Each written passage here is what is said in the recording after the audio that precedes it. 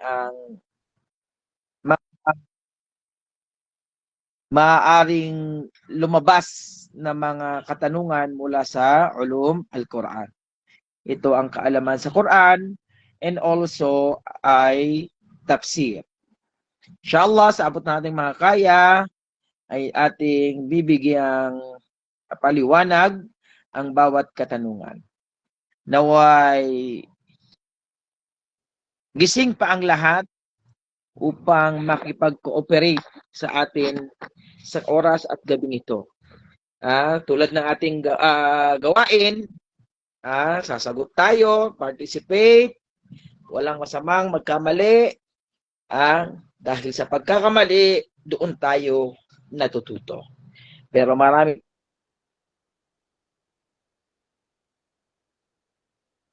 pa rin taga, mali, wala tayong gusto.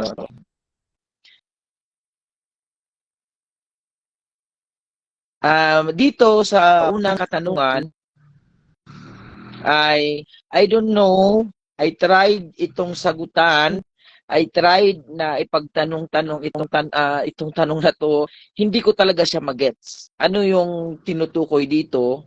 Hanggang nagtanong-tanong na ako sa mga kasama kong ustad about dito, ano ba ang pagkakaintindi nila dito sa tanong na ito? Kaya I don't know kung tama ba itong tanong na ito or mayroon maling letra dito at kaya skip natin to kasi hindi ko din magets kung ano yung tanong talaga dito.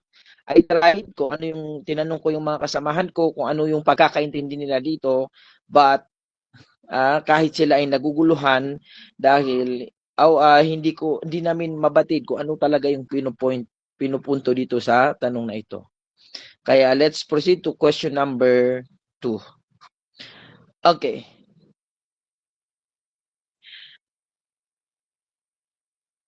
Before we proceed, pakisagot in comment section. Kam sanatan istagraka fiha nuzulu al-Quran.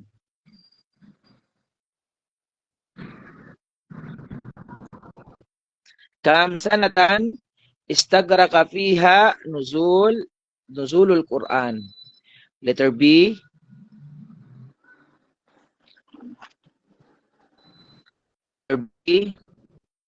Letter B. Okay. Ang participant natin ngayon is 15. At hindi ko na alam saan na napunta yung iba. Baka overconfident na sila na makakasagot siya. Letter B. Okay. Tingnan natin. The answer is letter B. Yes, it is 23 sana. 23 sanatan. Ang Quran ay hindi bumaba o hindi ipinadala ng isang buong aklat. Kundi ito ay pinadalang unti-unti. Tinatawag na munajjaman. For 23 years. Hindi isang buong aklat na ipinahayag o ipinadala sa Propeta Muhammad sallallahu alaihi wasallam ang Quran dahil ito ay paunti-unti hanggang sa nakumpleto in 23 years. 13 years sa Makkah sa panahon ng akida, paniniwala at pagtitibay ng iman. At 10 taon sa Madina. Take note. Baka lumabas dito sa exam. Ilang taon sa Makkah at ilang taon sa Madina. 13 years sa Makkah, 10 years sa Madina. Kailangan nagtitake note ko dyan. Kung may mga notebook kayo dyan, take note nyo yung mga importanteng information. Dahil marami din pwedeng maglarong tanong sa ulum al-Quran because napakarami din na maaring ilabas. Kaya nabanggit ko kanina na marami din lumalabas na katanungan sa ulum al-Quran. Kaya for total of 23 years. 10 taon sa Madina, panahon ng Sharia, batas at pamumuhay Islamiko. Ito yung madalas maaring lumabas sa examination. Itong katanungan ito, how many years ipinahayag ang Quran? Hindi kaya maaari din lumabas. Kam sanatan nazal al-Qur'ana kulluhu, or kam sanatan nazal al-Quran fi Makkah, or kam sanatan nazal al-Quran fil Madinah. Kaya kailangan mayroon tayong information 13 years sa Makkah and then 10 years sa Madinah. That's the first question for today. Let's proceed to another question.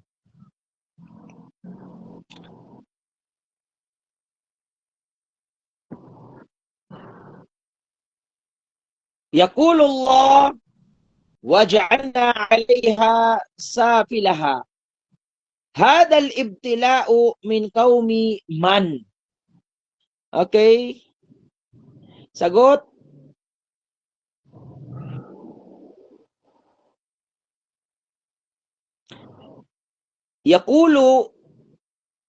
يقول الله وجعلنا عليها سافلها هذا الابتلاء من قوم من.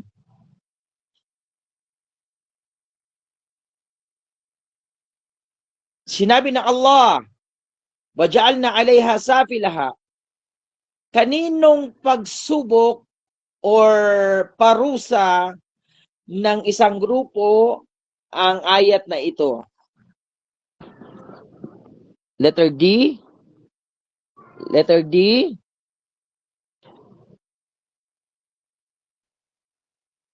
D. Okay. D. Okay. The correct answer is letter B. Maraming nagkamali sa inyo.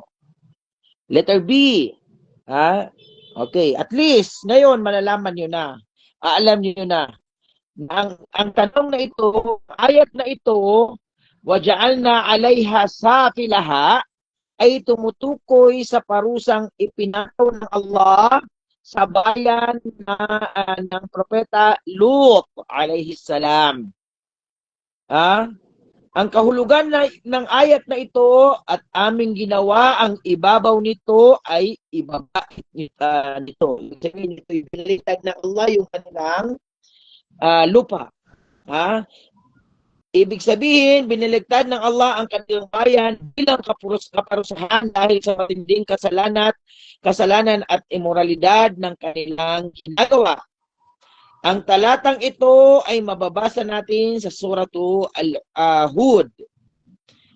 Surah Hud, aya 82. Take note. Ay may kaugnayan sa kwento ng propeta Lut.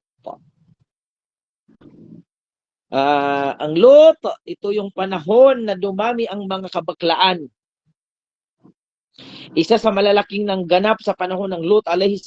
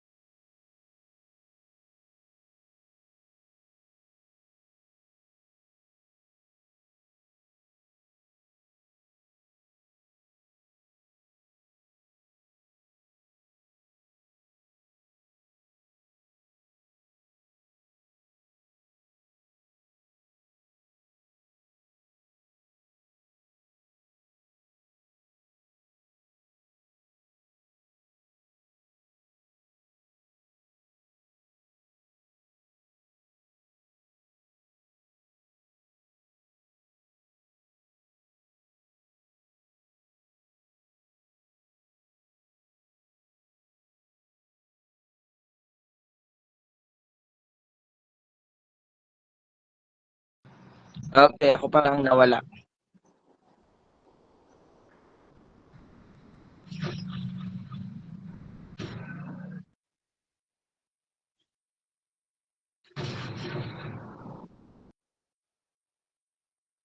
طيب. يقول الله o ang salih ah, pinarusahan sa pamamagitan ng malakas na sigaw o lindol. Ang Nuh alayhi salatu wassalam ay pinarusahan sa pamamagitan ng malaking baha. Kaya ang Lut alayhi salatu wassalam, siya yung bayan niya yung tinutukoy sa ayat na ito.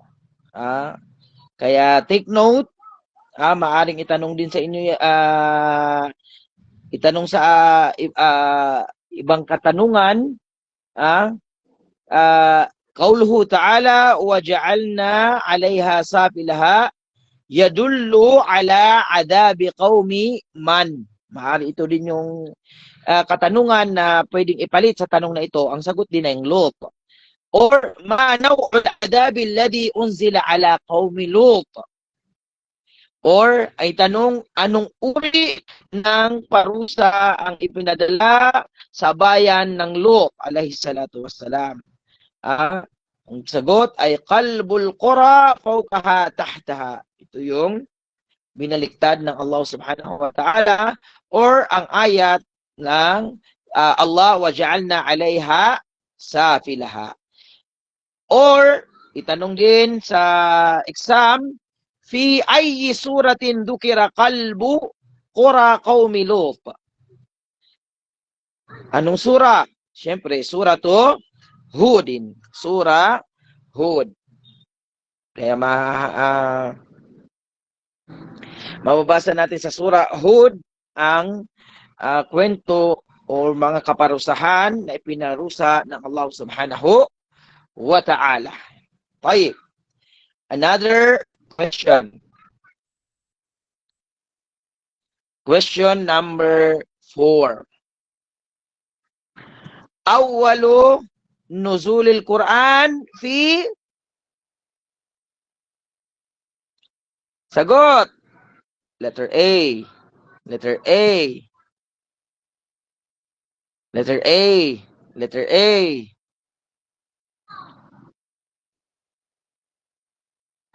Letter A. Letter A.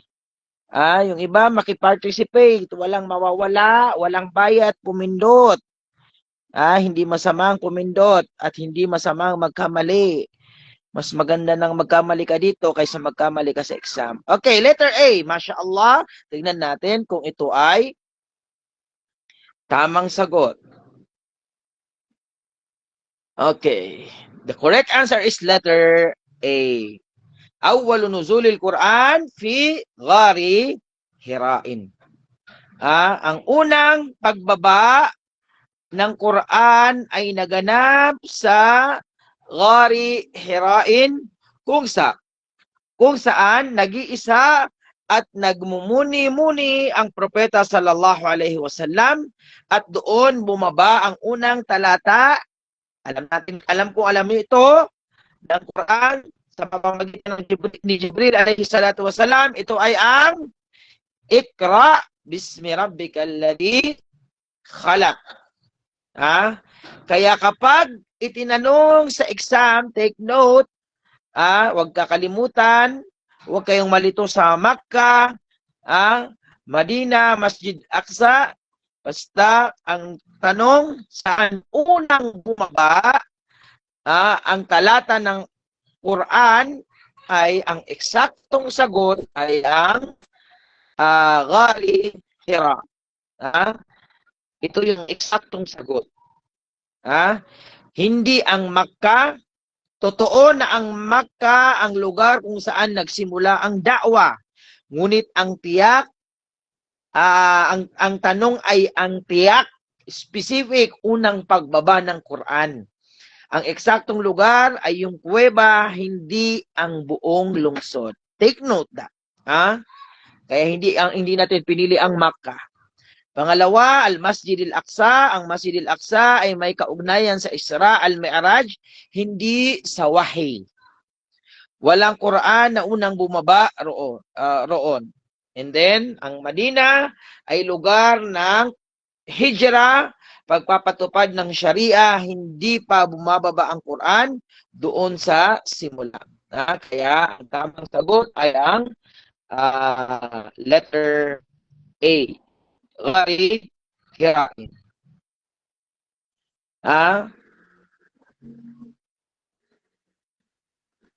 Kapag tinanong tayo, ma'awwalu suratin nazalat min al-Quran, maaring ito din itanong, ay ang suratu al-Alaq, or kung specific naman, o kung tinanong naman ay aya, ma'awwalu ayatin nazalat min al-Quran, ang sasagot natin ay Iqra bismi rabbikal ladzi khalaq. Or maaari ding baguhin nila ang tanong, fi ayyi makanin kan Nabi sallallahu alaihi wasallam 'inda nuzulil wahyi awwal marratin. Ang sagot ay fi gari Hirain. Tayyib. Masha'Allah. Next question. Limada anzalallahu al-Qur'ana? Sagot, limada anzalallahu al-Qur'ana? Letter C. Letter C. Letter C. C. Okay. The correct answer is, isa sa madadaling tanong. Kaya alhamdulillah, the correct answer is letter C. Hudan linnas. Ibinaba ang Quran bilang gabay, or tinatawag natin sa Arabic, huda, para sa buong sangkatauhan, hindi lamang para sa Muslim. Ito ay pangkalahatan. Pinatutunayan ito sa Quran, sinabi ng Allah, "Dhalikal kitabu la raiba fi hudal lil muttaqin." At sinabi ng Allah, "Syahru Ramadan alladhi unzila fihi al-Quran hudan linnas." Kaya ito, ang Quran ay tagagabay ng tao sa ating paniniwala, sa ating pagsamba, sa ating asal at pamumuhay. Hindi natin pinili ang Kitabu an-Nas o Kitaban Nas. Ang Quran ay hindi gawa ng tao.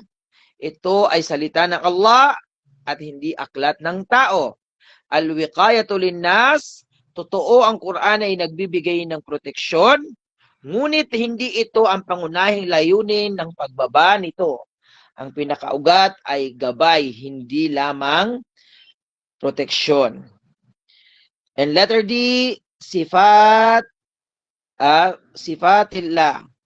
May binanggit ang Quran tungkol sa mga katangian ng Allah, ngunit hindi lamang ito ang dahilan ng pagbaba ng Quran.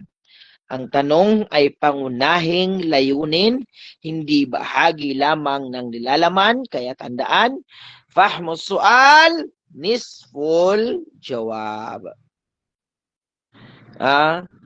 Kaya maating tanong sa akin, ma huwa al-hadafur raisi min inzalil Quran? Ang sagot, hudan linnas. Qawluhu ta'ala, hudan linnas, yadullu ala anna al-Qur'ana, ang sagot ay linnasi jami'an. Kung maaaring itanong ito, maaari ito sa tafsir ito. Hudal linnas. Ano ang ibig sabihin sa hudal linnas? Sa Quran ay annal Qur'ana linnasi jami'an. Ang Quran ay hindi pang-Arabo lamang, hindi pang-Muslim lamang, hindi pang-ulama lamang, dahil ang Quran ay para sa sangkatauhan.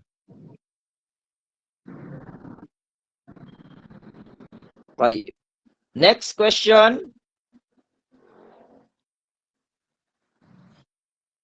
ماذا كان عمر النبي ماذا كان عمر النبي صلى الله عليه وسلم عندما بدأ نزول القرآن عليه بواسطة جبريل عليه الصلاة والسلام.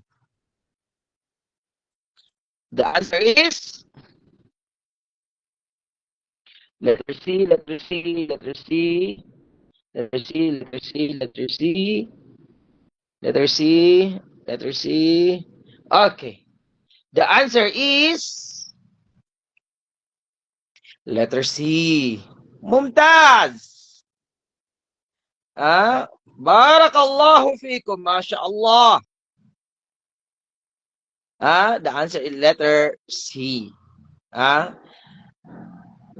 Nang unang bumaba ang wahi, ang pahayag ng Allah ay ang Propeta Muhammad sallallahu alaihi wasallam ay nasa edad na 40 years old. Ito ay naganap sa Ghari Hirain sa pamamagitan ng Jibril alaihi salatu wassalam, at ang unang ayat na bumaba ay ang Iqra bismi rabbikal ladzi khalaq. Ang edad na 40 ay itinuturing na edad na ganap na pagka-mahinog ng isip at karunungan, kaya dito ipinagkatiwala ng Allah ang mabigat na tungkulin ng propeta sallallahu alaihi wasallam. Mga importante din yan na mga katanungan. Dapat kailangan alam natin na maari ding may mga ibang uri ng tanong. Maaring kam kana umurun nabi sallallahu alaihi wasallam inda nuzulil wahyi awwala marra. The answer is 40.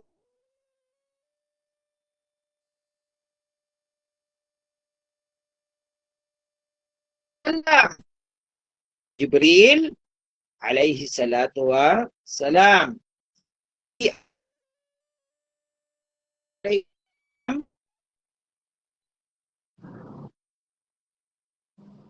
طيب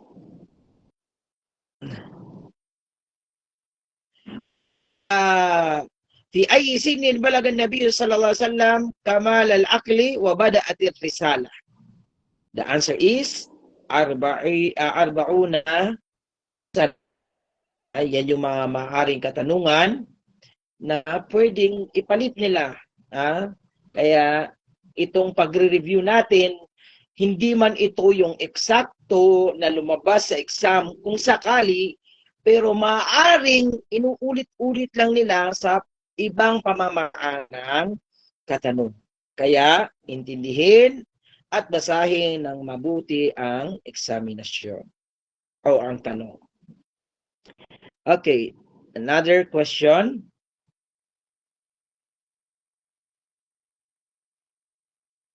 Jami'u ma dhukira min asma'il Qur'anil Karim ma'ada. The answer is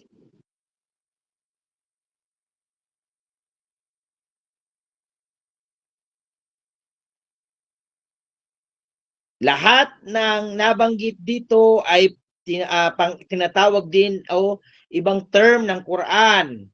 Except sa ano? Saan dyan?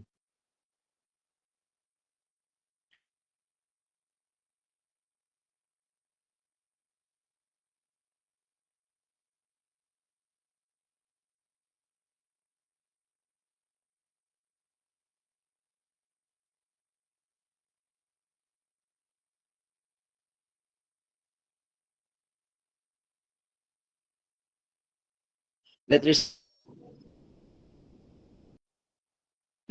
Okay. The correct answer is letter C. Inshallah. Bravo alaikum. Bravo. Saan ba dito? Kailangan. Ayan. Bravo, bravo alaikum. Ayan.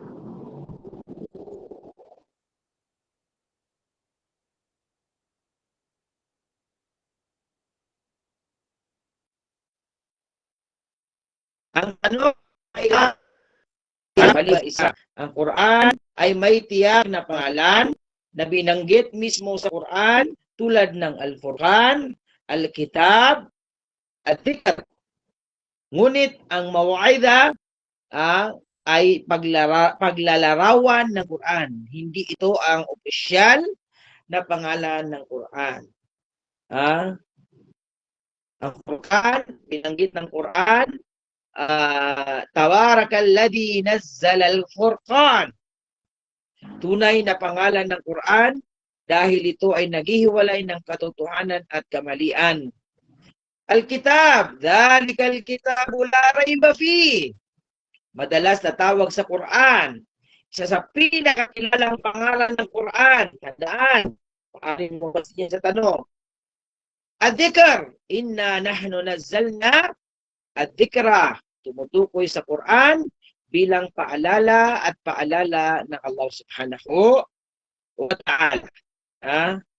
Ang maw'idha ay katangian ng Quran na nagbibigay ng aral, hindi isang pangalan. Kaya ito ay hindi kabilang sa pangalan ng Quran.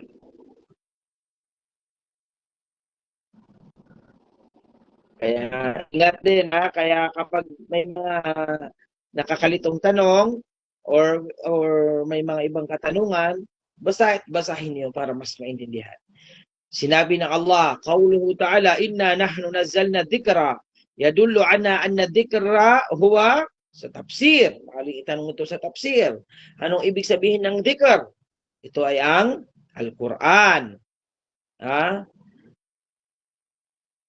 Maaari tanong sa atin, ayyul kalimati taliya wasfun lil Quran walaysa isman lahu. Ang sagot ay letter C. Al-maw'idha. Kaya hindi ang maw'idha ay wasfun lil Quran walaysa isman lahu. Okay. Let's proceed to another question.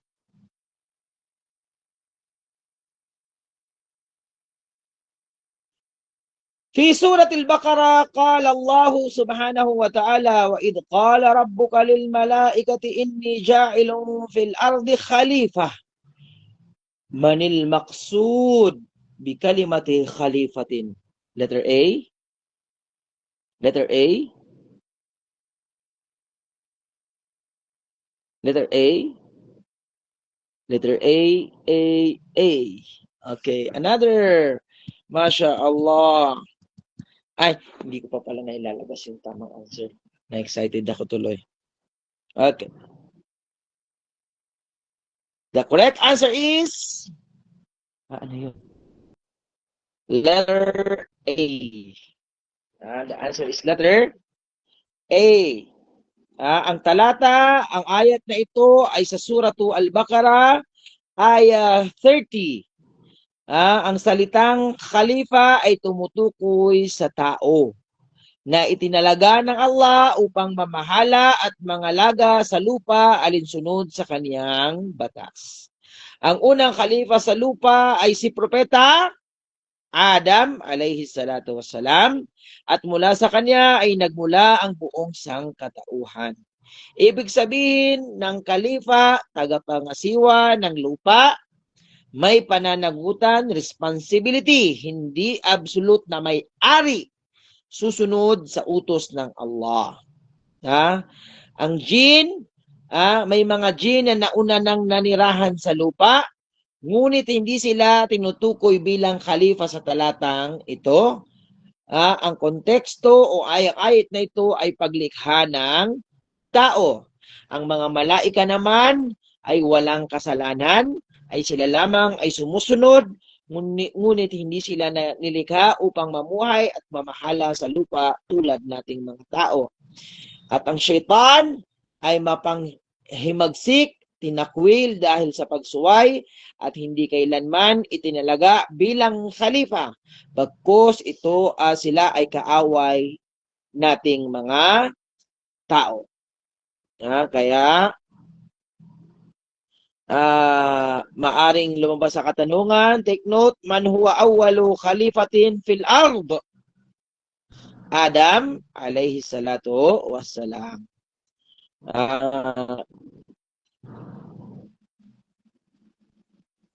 Limada khuliqal insanu ka khalifatin fil ard.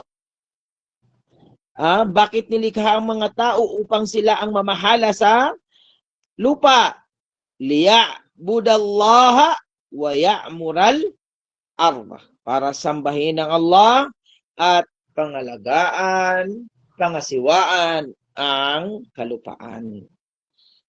Maaring katanungan to na maaring lumabas sa exam. Okay, another question. Okay. Atwalu ayatin fil Quran. Ito, maaari itong lumabas sa exam. Letter C. Letter C, C, C, C. Ang kanyang sagot ay ayatud dain. Ito ba ay tama? Okay, let's see. The correct answer is letter C. Masya Allah.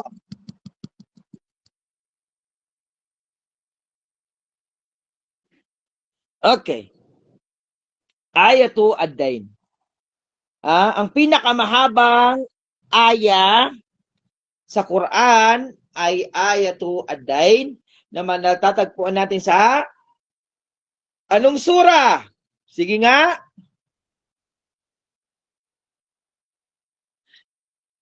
Sura Al-Baqarah, mashallah. Okay, another points na naman yan. Maaring lumabas yan. Sura to, Al-Baqarah sa aya 282. Ang ayat na ito ay tumatalakay sa ad-dain, utang, pagsusulat ng kasunduan, mga saksi, katarungan sa transaksyon. Dahil sa haba at detalye nito, ito ang pinakamahabang talata sa buong Quran. Ang Ayatul Kursi, ito ang pinakadakilang aya. Hindi ang pinakamahaba. Mas maikli kumpara sa Ayatul Dain.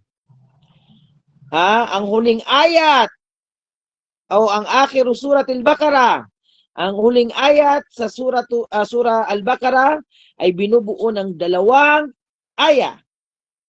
Ang tanong kasi ay isang talata. Take note, isang talata. Hindi 2. At ayatud dua, walang tiyak na talata sa Quran na opisyal na tinatawag na ayatud dua. Walang ganyan sa Quran. Maraming talata na may dua, ngunit hindi ito pangalan ng pinakamahabang ayat, kaya ayatu ad-dain. Maaring itanong, fi ay suratin wujidat ayatud dain?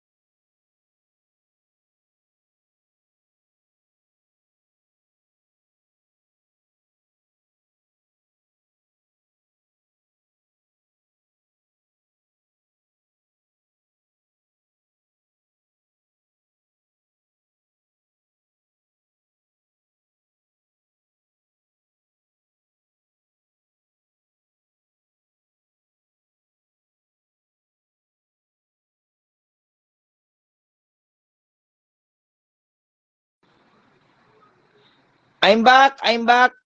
Ang gulo ng wifi ko dito, pasensya na.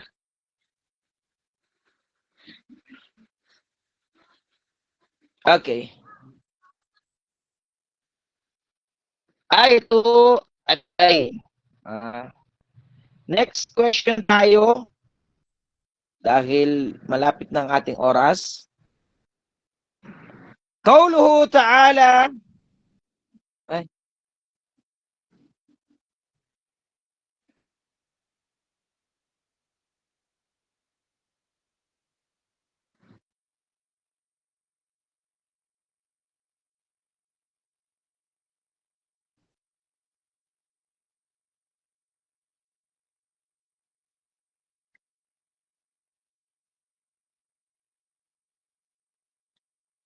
لا إله إلا الله. Okay, قال الله تعالى قل هو الله أحد. من المخاطب في قوله قل?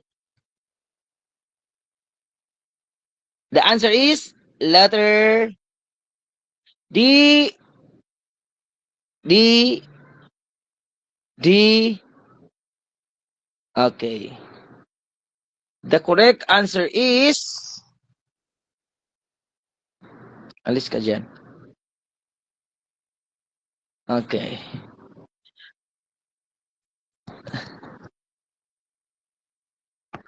MashaAllah. Cool.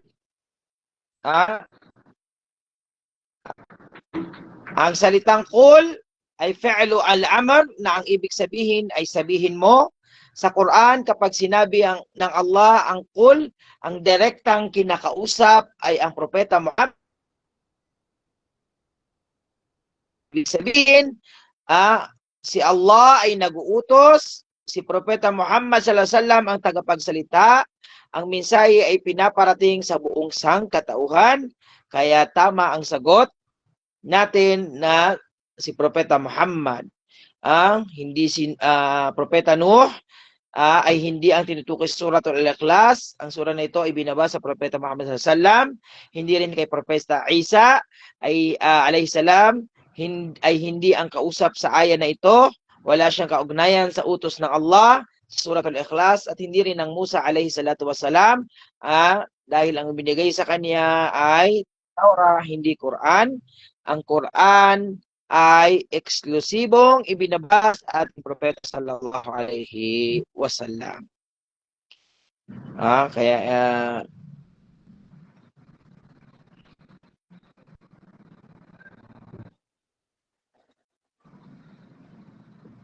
okay, next question tayo. Number 11. La ilaha illallah Muhammad Rasulullah. The question is, pakisagot na. Kailangan ko pang basahin.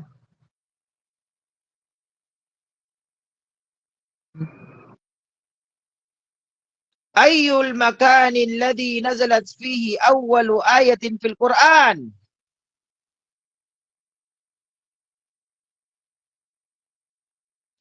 Ayyul makan alladhi nazalat fihi awwal ayah fil Quran? Letter A, letter C, letter D. Iba-iba kayo ng sagot. Okay, the answer is letter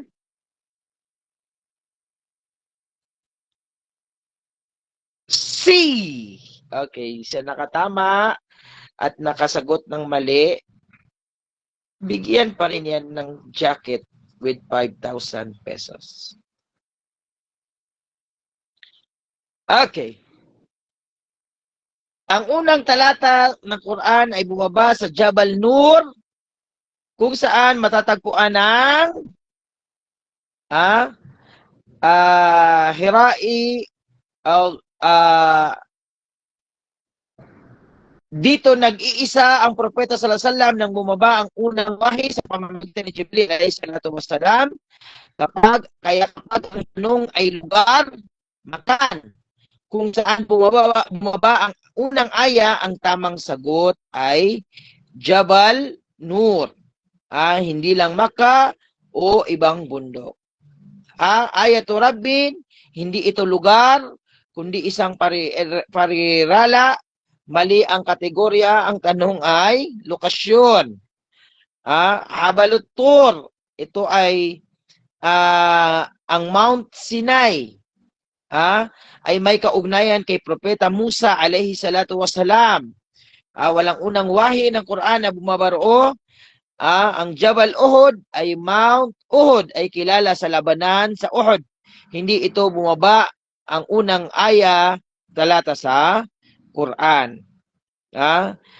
Maari ding ang itanong, fi ayyi jabalin yaka'u gharu Hirain. Fi ayyi jabalin yaka'u gharu Hirain. Ang sagot is Jabalun Nurin. Or awwalu ayatin nazalat min al-Quran kanat fi Jabali Nur. Ma ismul ghari alladhi nazala fihi al-wahyu awwala marratin. Garo Hirain. Kama darasna. Tayyib. Next tayo. Okay. Qauluhu ta'ala. Qala Allah ta'ala. Tabbat yada abi lahabin wa tab. Wa man huwa abi lahab.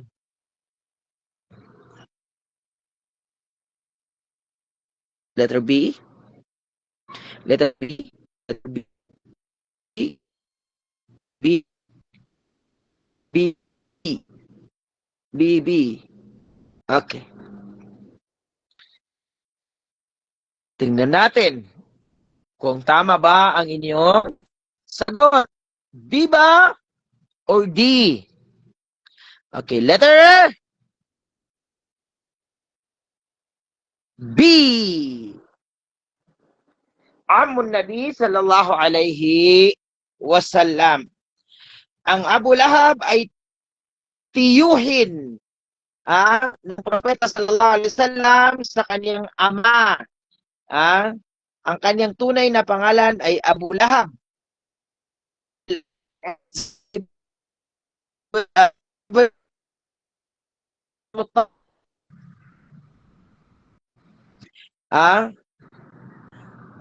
Ang sura Al-Masad ay tahasang kumundina sa kaniya dahil sa matinding pagtutol at pang-api sa propeta sallallahu alaihi wasallam sa da'wa ng Islam. Mahalaga ito sa exam.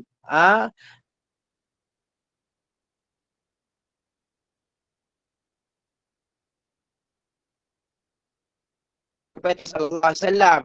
Hindi lahat ng kamag-anak. Okay. Number, ang hamuun Nabi sallallahu alaihi wasallam. Hamuun, ibig sabihin is biyenan.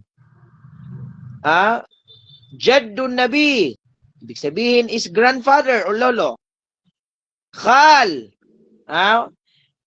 is tito or tiyo sa ina.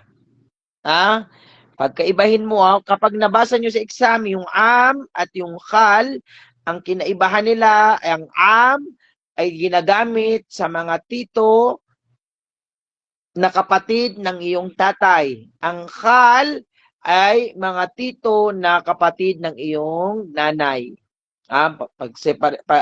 Magkaiba. Siguro sa Tagalog, Tagalog is pag sa tatay is tiyuhin, sa nanay is tiyo. Ito yung pinagkaibahan din. Ganun din sa Arabic, Ammon at Khalon. Ang Abu Lahab ay tito ng Propeta sallallahu alaihi wasallam dahil ito ay kapatid ng kaniyang ama or tatay.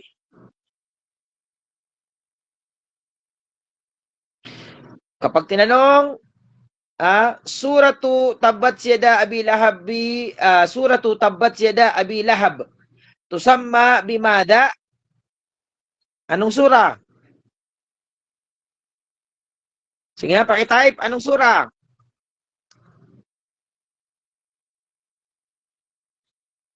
Suratu Al-Masad. Aywa, Masad. Aywa. ما قرابة أبي لهب من النبي صلى الله عليه وسلم؟ عمه. لماذا ذكر أبو لهب بالذم في القرآن؟ لمعاداته الدعوة وإيذائه النبي صلى الله عليه وسلم. Okay, another question. We have only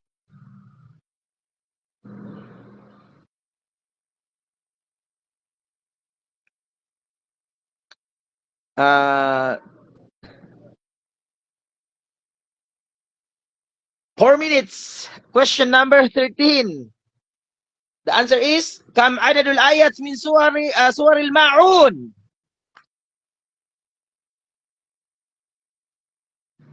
Letter A, letter B. Sige nga, itasmi nyo. Basahin nyo yung suratul Maun. Letter B, letter B. The answer is letter B. The answer is letter B.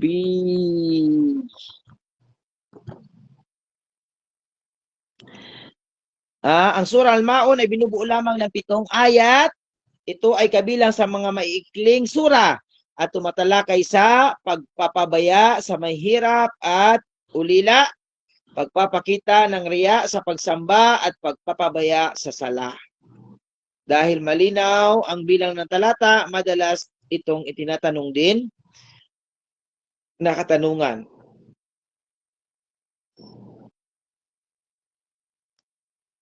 Okay. And then, next question tayo sa 14. What is the answer of this question? Ma ma'na al-kitab bi qawlihi ta'ala dhalikal kitab.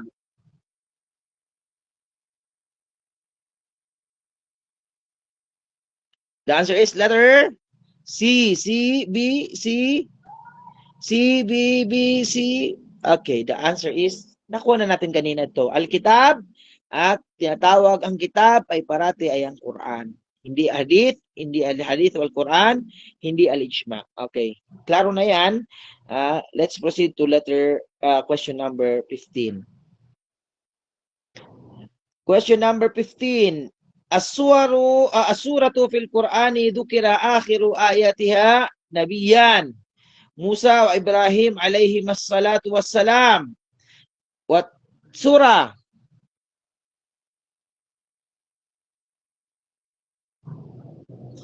Letter? Sige nga. Magkakaiba kayo ng answer. Letter?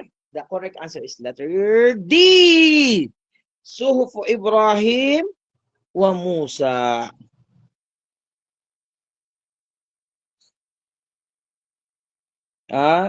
Nabanggit doon sa Quran, ang suratul Al-A'la, ang nabanggit sa huling bahagi nito ang dalawang propeta alayhi salatu wasalam at ang Ibrahim alayhi salatu wasalam. Inna hada la fi suhufil ula suhufi Ibrahim wa Musa. Importante din yan na alam natin ang mga ganyan. Kaya kapag ang tanong, aling sura ang nagtatapos sa pagbanggit kina Musa at Ibrahim, ang sagot natin ay suratul Al-A'la. Hindi suratul Anbiya. Maraming propeta ang binanggit nito, ngunit hindi ito nagtatapos sa propeta Musa at Ibrahim alayhima assalam. Suratul Alaq, ito unang sura na bumaba at hindi binanggit sina Musa at Ibrahim alayhima assalam. Suratul Mu'minun, tinutukoy sa katangian ng mga mananampalataya. Hindi dito nagtatapos ang banggit kina Musa at Ibrahim alayhimu assalam. Tayo.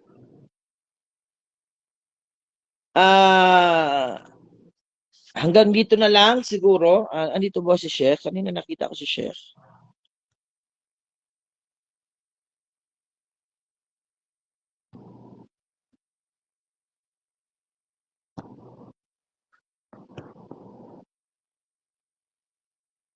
Siguro, let's continue inshallah tomorrow, the others, biidnillahi ta'ala. Sana ay huwag tayong tamarin sa pagre-review. Alhamdulillah, kahit papaano ang mga bagay na ating naririnig ay kung hindi man lumabas sa eksaminasyon, ay nagkakaroon tayo ng mga maaaring ngayon pa lamang natin narinig at nalaman na maaari nating mabaon in the future biidnillahi ta'ala. Kaya alhamdulillah dahil may mga naririnig pa rin tayo, hindi man lumabas ito, kung sakali mang dumating yung araw o oras ng pag-exam natin ay hindi man lumabas ang mga katanungan na ating nire-review, at least nagkakaroon tayo ng idea, kaalaman na maaari nating maaari nating kailangan malaman para sa pagiging isang Muslim. Kaya alhamdulillah, alhamdulillah, ang payo ko lang basta patungkol sa patungkol sa Quran, ay always basahin isaulo ang suratu An-Naba ila surati An-Nas. Dahil kadalasan dyan lang din talaga sila umiikot. Dyan din kalalasan ang mga katanungan.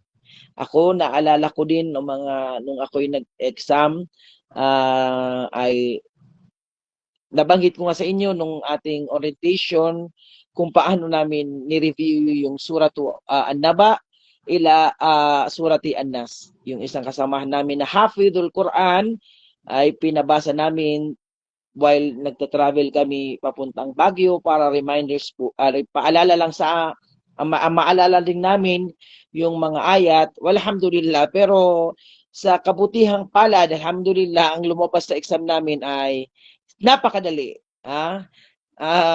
Naalala ko yun is, isa sa lumabas na tanong is, ihdinas sirata blank.